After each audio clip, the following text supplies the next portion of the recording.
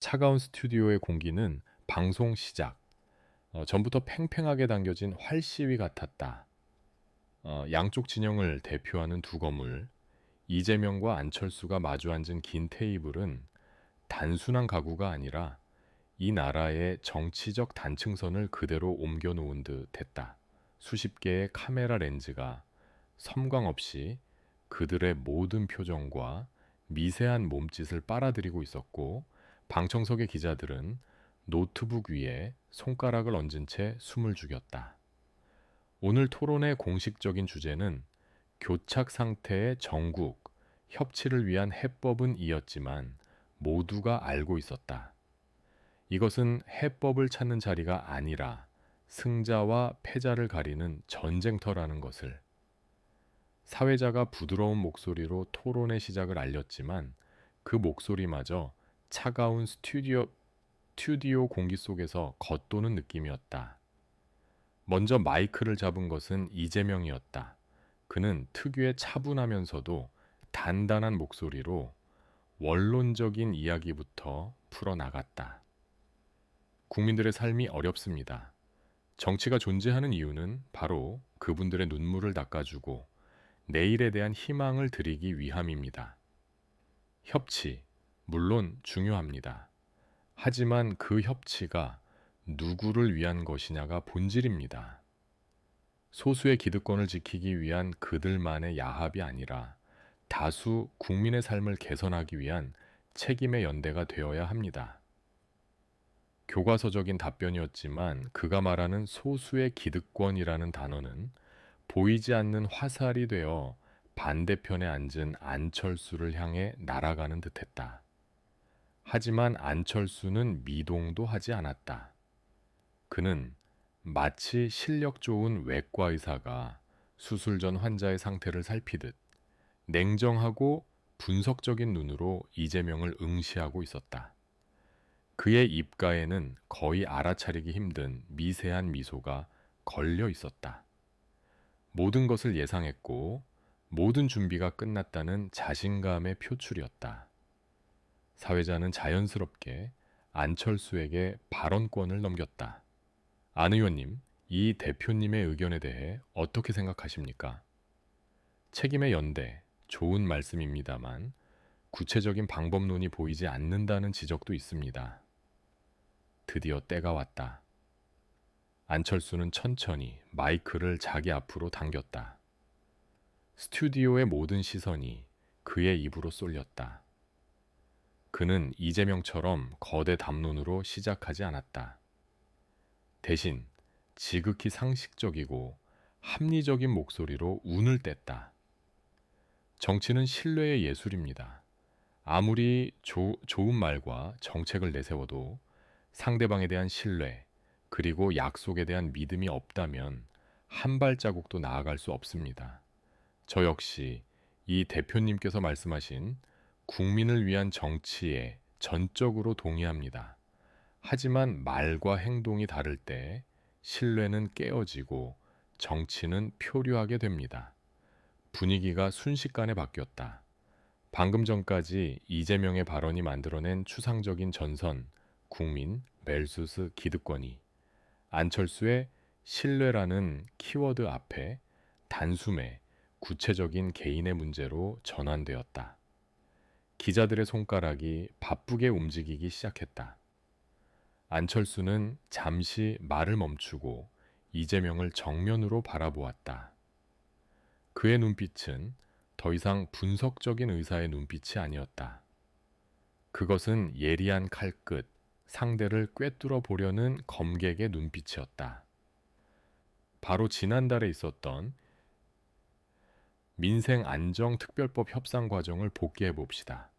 구체적인 사례가 등장하자 스튜디오의 긴장감은 최고조에 달했다. 그것은 여야가 첨예하게 대립하다 결국 무산된 법안이었다. 당시 저희 측에서는 많은 비판을 감수하고 대승적인 차원에서 양보안을 제시했습니다.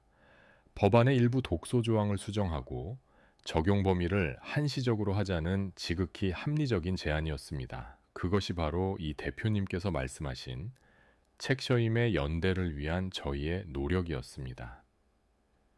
그의 목소리는 차분했지만 모든 단어에 날이 서 있었다. 그는 단순히 사실을 나열하는 것이 아니라 하나의 거대한 프레임을 짜고 있었다. 합리적이고 양보하는 우리와 고집불통의 그들이라는 프레임. 하지만 결과가 어땠습니까? 이재명 대표님의 당은 단 하나의 수정도 받아들일 수 없다며 협상 테이블 자체를 걷어차 버렸습니다. 국민의 삶을 위한 최소한의 타협조차 기득권에 대한 굴복이라며 지지자들을 선동했습니다. 협치의 문을 닫아건 것은 바로 이재명 대표님 당신입니다. 마지막 문장은 그야말로 송곳니였다. 안철수는 당신이라는 단어에 힘을 주며 정치적 공방을 이재명 개인의 리더십과 신뢰의 문제로 정조준했다. 스튜디오 안은 얼음물을 끼얹은 듯 싸늘해졌다. 이것은 단순한 비판이 아니었다. 당신은 협치를 말할 자격이 없다는 공개적인 선전포고이자 정치적 사형 선고나 다름없었다. 모든 카메라가 일제히 이재명에게 향했다. 그는 어떤 표정을 지을까, 분노할까, 당황할까, 혹은 변명으로 일관할까. 하지만 이재명의 얼굴은 평온했다. 그는 안철수의 불꽃 튀는 공격을 마치 고요한 산이 소나기를 맞듯 묵묵히 온몸으로 받아내고 있었다. 그는 안철수의 말이 모두 끝날 때까지 눈을 깜빡이지도 않고 그를 응시했다. 안철수가 발언을 마치자 스튜디오에는 잠시 무거운 침묵이 흘렀다. 그 침묵 속에서 모두가 같은 생각을 했다. 안철수가 제대로 한 방 먹였다. 이재명은 이 프레임에서 빠져나오기 힘들 것이다. 안철수가 설계한 함정은 완벽해 보였다. 그는 이재명을 협치 파괴자라는 이름의 감옥에 가두어 버린 것이다. 마침내 사회자가 침묵을 깨고 조심스럽게 입을 열었다. 이 대표님, 안 의원님의 지적에 대해 답변해 주시겠습니까? 이재명은 천천히 고개를 끄덕였다. 그리고는 마이크를 잡았다. 그의 입에서 나올 첫 마디에 대한민국 전체의 시선이 집중되고 있었다. 그는 과연 이 얼어붙은 협상 테이블 위에서 자신의 심장을 향해 날아온 날카로운 송곳니를 어떻게 막아낼 것인가? 그는 짧게 숨을 고른 뒤 나지막하지만 스튜디오 전체를 울리는 목소리로 입을 열었다. 안 의원님 말씀 잘 들었습니다. 이재명의 잘 들었습니다 라는 말은 폭풍 전의 고요와 같았다. 스튜디오의 모든 이들은 그가 어떤 변명을 늘어놓을지 혹은 어떻게든 상황을 모면하려 할지에만 온 신경을 집중하고 있었다. 안철수가 쳐놓은 협박찬의 기시어 협치 파괴자라는 덫은 너무나 정교하고 강력해서 정면으로 반박하기보다는 옆으로 비켜가는 것이 현명해 보였다. 하지만 이재명은 누구도 예상치 못한 길을 선택했다. 그는 덫을 피하거나 부수려 하지 않았다. 오히려 그 덫의 중심으로 성큼 걸어 들어갔다. 안 의원님께서 신뢰와 약속을 말씀하시며 민생안정특별법을 예로 드셨습니다. 네, 저 역시 그날의 협상 과정을 생생하게 기억하고 있습니다. 그는 안철수의 공격 포인트를 피하지 않고 그대로 받았다. 안철수의 입가에 다시 한번 옅은 미소가 스쳤다. 역시 내 예상대로군. 이제 그 법안의 세부 사항을 가지고 지루한 변명을 늘어놓겠지. 그는 그렇게 생각했다. 하지만 바로 다음 순간 이재명의 입에서 나온 말은 스튜디오의 공기를 완전히 바꿔놓았다. 그런데 말입니다, 의원님. 오늘 우리가 논의해야 할 진짜 협치가 과연 무엇이라고 생각하십니까? 그것은 질문의 형태를 띤 선전포고였다. 그는 안철수가 던진 질문에 답하는 대신 토론의 전장 자체를 바꿔버리는 새로운 질문을 던졌다. 안 의원님께서 말씀하시는 그 협치라는 것이 혹시 힘 있는 쪽의 요구를 들어주는 것을 대승적 차원의 양보라 부르고 그 요구를 거부하는 것을 독단과 고집이라고 비난하는 것은 아닙니까? 그것은 협치가 아니라 굴복을 강요하는 것 아닙니까? 쿵 하고 스튜디오 어딘가에서 보이지 않는 망치가 내리치는 듯한 충격이 퍼져나갔다. 방금 전까지 이재명을 몰아붙이던 협치 파괴자라는 프레임에 선명한 균열이 가기 시작했다. 기자들은 멍하니 이재명을 바라보다가 정신을 차리고 미친 듯이 타자를 치기 시작했다. 상황이 뒤집히고 있었다. 이재명은 안철수에게 방역의 기회를 주지 않고 곧바로 말을 이었다. 그의 목소리는 더 이상 차분하지 않았다. 뜨거운 분노와 단호한 의지가 실려 있었다. 민생안정특별법, 그 본질을 이야기해 봅시다. 안 의원님께서는 저희가 단 하나의 수정도 받아들이지 않았다고 하셨습니다. 맞는 말입니다. 저희는 그 수정안을 받아들일 수 없었습니다. 그는 순순히 인정했다. 하지만 그것은 항복이 아니었다. 거대한 반격을 위한 추진력을 얻기 위함이었다. 왜냐하면 안 의원님 측이 내놓은 그 합리적인 양보안이라는 것의 실체는 법의 혜택을 받아야 할 저소득층 자영업자, 청년 1,000만 명 중에서 무려 700만 명의 이름을 지워버리는 것이었기 때문입니다. 그것이 양보입니까? 그것은 법의 심장을 도려내고 껍데기만 남기자는 이야기였습니다. 저희는 그 법의 심장을 지키려 했던 겁니다. 이재명의 목소리가 스튜디오를 뒤흔들었다. 그는 안철수가 독소조항이라고 불렀던 것을 법의 심장이라고 재정의해버렸다.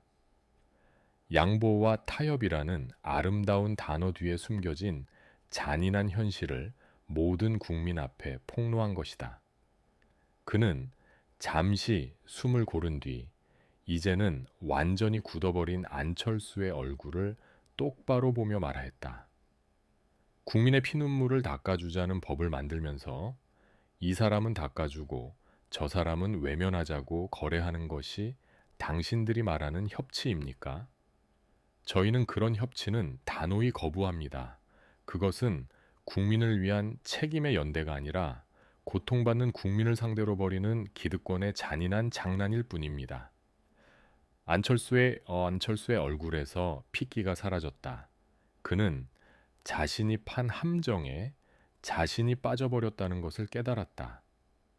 그는 이재명을 비난하기 위해 협치라는 단어를 사용했지만 이제 그 단어는 오히려 자신을 공격하는 가장 날카로운 창이 되어 돌아왔다. 신뢰와 약속을 말하던 합리적인 정치인의 모습은 온데간데 없고 국민 다수의 고통을 외면한 채 소수의 이익을 대변하는 차가운 엘리트의 모습만 남아 있었다. 판은 완전히 뒤집혔다. 이재명은 수세에 몰린 피고인이 아니라 부조리한 시스템의 민낯을 고발하는 검사가 되어 있었다. 그는 마지막으로 카메라를 정면으로 응시하며 안철수가 아닌 국민을 향해 말하였다. 진정한 협치는 책상 위에서 이루어지지 않습니다. 국민의 삶이라는 치열한 현장에서 누가 더 낮은 곳을 향해 몸을 던지는가로 결정됩니다. 저는 앞으로도 가짜 협치에 속지 않고 오직 국민의 삶을 지키는 진짜 협치를 위해 싸울 것입니다. 토론 종료를 알리는 신호음이 울렸지만 아무도 그 소리를 듣지 못했다. 스튜디오에 얼어붙었던 공기는 이재명의 열변으로 뜨겁게 달아올랐다. 안철수는 굳은 표정으로 아무 말도 하지 못했고 사회자 역시 다음 말을 잇지 못했다. 이재명은 조용히 자리에서 일어났다. 그는 승자의 미소를 짓지도 의기양양한 태도를 보이지도 않았다. 하지만 모두가 알고 있었다. 오늘 이 자리의 승자는 명확하게 결정되었다는 것을. 그는 안철수가 던진 협치라는 낡은 의제를 산산조각 내버리고 누가 진정으로 국민의 편인가라는 거대하고 새로운 질문을 대한민국 정치의 한복판에 던져놓고 떠나고 있었다. 토론이 끝난 직후 대한민국은 들끓었다. 그날 밤의 진짜 전쟁은 스튜디오가 아닌 디지털 세상에서 벌어졌다. 유튜브에는 이재명 5분 만에 토론판 뒤집은 전설의 방역 같은 제목의 영상이 무섭게 퍼져나갔다. 협치의 민낯이라는 키워드는 실시간 검색어 1위를 차지했고 네티즌들은 이재명이 던진 굴복이냐 협치냐라는 질문을 놓고 갑론을 박을 벌였다. 여론은 명확하게 기울고 있었다. 안철수의 논리는 차갑고 오만한 엘리트의 변명으로 이재명의 반박은 서민의 심정을 대변한 통쾌한 외침으로 받아들여졌다. 같은 시각 안철수의 선거 캠프 사무실은 무거운 침묵만이 감돌았다. 대형 스크린에는 방금 전 토론회의 클립 영상과 함께 그에게 비판적인 기사 제목들이 쉴 새 없이 올라오고 있었다. 한 젊은 참모가 침묵을 깨고 어렵게 입을 열었다.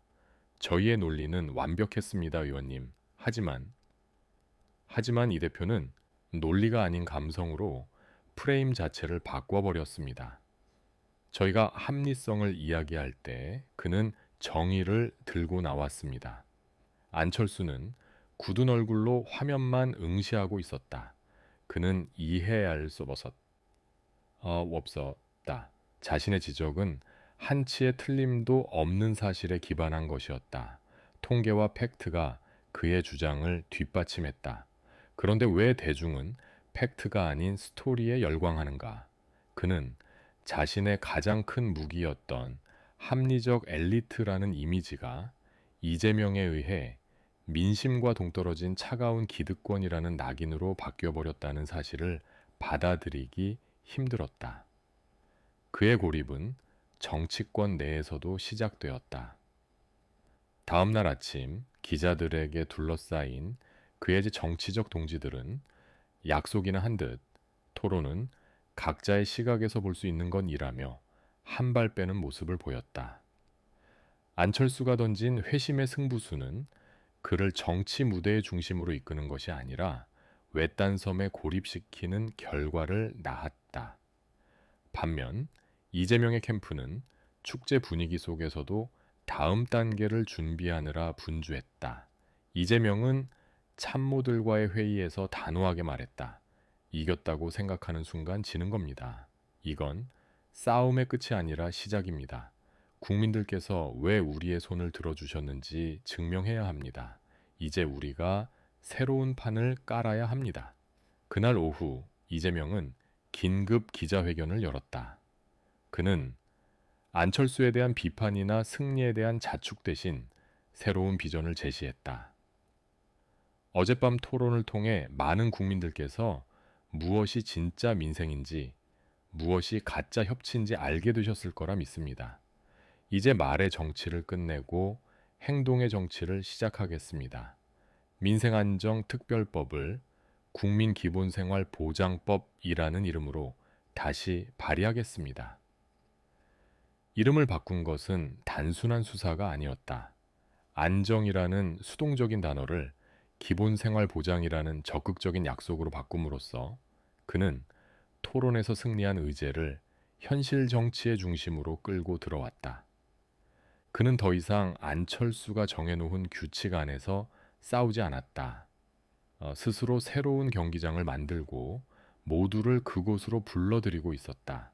이 법의 주인은 국회의사당 안의 정치인들이 아닙니다. 전국의 시장 상인들, 공장에서 땀 흘리는 노동자들, 내일을 걱정하는 청년들입니다. 이제 국회를 나와 국민 속으로 들어가 직접 법안의 내용을 설명하고 그분들의 목소리를 담겠습니다. 그의 선언은 대한민국 정치에 던져진 새로운 의제였다. 협치라는 낡고 공허한 단어는 사라지고 누가 국민의 기본 생활을 책임질 것인가 라는 구체적이고 치열한 질문이 그 자리를 대신했다. 며칠 후 이재명은 한 공단 지역의 작은 강당에 섰다. 강당은 그의 이야기를 직접 듣기 위해 모여든 노동자들과 지역 주민들로 가득 차 있었다. 그는 화려한 연설문 대신 자신의 진심을 담아 외쳤다. 저들이 말하는 협치는 여러분의 밥그릇에서 밥을 반만 덜어내고 이만큼 양보했으니 만족하라는 것과 같습니다. 저는 그런 협상에 동의할 수 없습니다. 여러분의 삶은 협상의 대상이 될 수 없습니다. 그것은 우리 정치가 무슨 수를 써서라도 지켜내야 할 절대적인 가치입니다. 이것이 제가 말하는 정치이고 우리가 함께 만들어갈 세상입니다. 와 하는 함성이 강당을 뒤흔들었다. 그 순간 고립된 엘리트의 시대는 저물고 새로운 의제를 손에 쥔 리더가 이끄는 시대가 열리고 있음을 모두가 직감할 수 있었다. 싸움은 이제 막 시작되었을 뿐이었다.